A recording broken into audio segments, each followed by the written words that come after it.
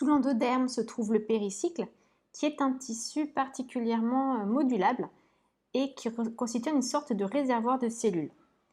Donc, en général, c'est une assise, donc une seule couche de cellules, mais chez certaines espèces, il peut être constitué de plusieurs couches de cellules, situées juste sous l'endoderme.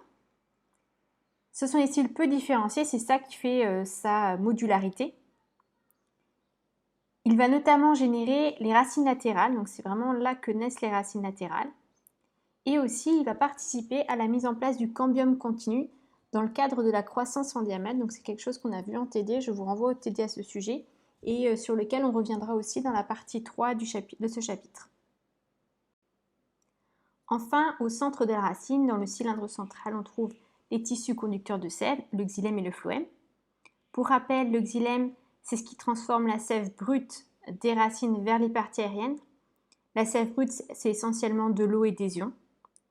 Et le phloème, c'est ce qui transporte la sève élaborée des parties aériennes vers les racines.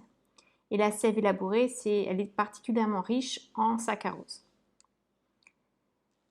Dans les racines, le xylème et le phloème sont disposés en alternance. Donc on a des alternances de pôle xylémien et de phloème, pôle xylémien, phloème. Les pôles xylémiens sont constitués d'une seule rangée de vaisseaux qui forment un triangle. Donc c'est ce qu'on a là, une forme un peu en triangle.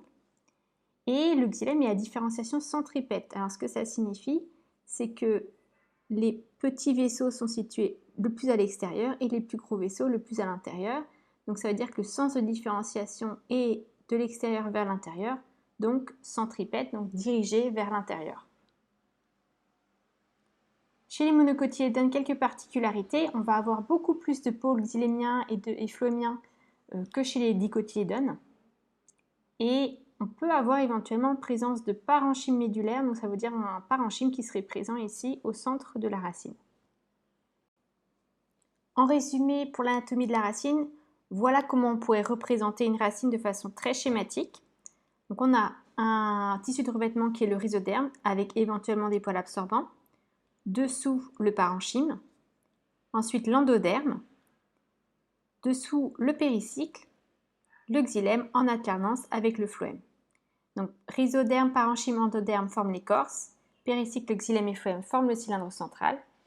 On peut éventuellement aussi avoir un peu de parenchyme ici au centre de la racine qu'on appelle la moelle.